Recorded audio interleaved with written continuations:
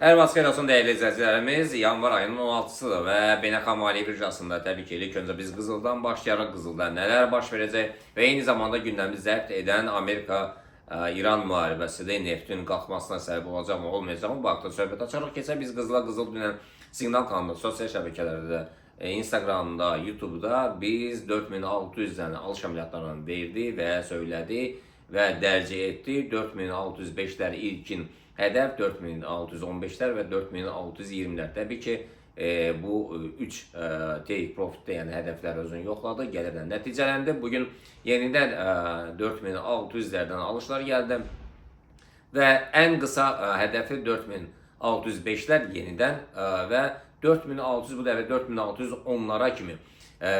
Əsas alışlar isə 4620'lərdən gələcək, 4677'lər kimi. Satışlar isə yerində qalır.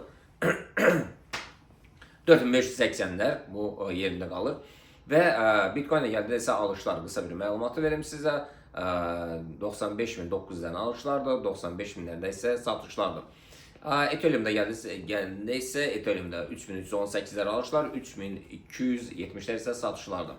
Və neftə gəldi də neft iti bucaqla, tikanla, yəni aşağı doğru istiqamətdən davam etdirir, amma bu yaxın günlərdə qalxışından xəbər verir. Və 64-40'lardan yuxarı formasında alışlardır, 63-50'lərdən isə formasında satışlardır. Gümüşdə 91.500'lərdən alışlar, 89'lardan isə satışlardır. Funtun dolar rəqabətinə gəldi isə dünən xəbərlər haqqında məlumat verdi. Saat 7 saat 11:00'da xəbərlər çıxdı və biz xəbərlərin biri yaxşı çıxdı, amma ikisi orta xəbərlər pis çıxdığı üçün funt sürətlə aşağı doğru istiqamətdə davam edir və bir zaman intervalında, gündəlik zaman intervalında uptrend'i qırıb downtrend'də fokuslanıb və əsas satış əməliyyatları 1.33-500'lərdən gələcək. Alışlar isə bugün 1.34'lərdən gələcək. Keçək biz Euro dolar rəqabətinə.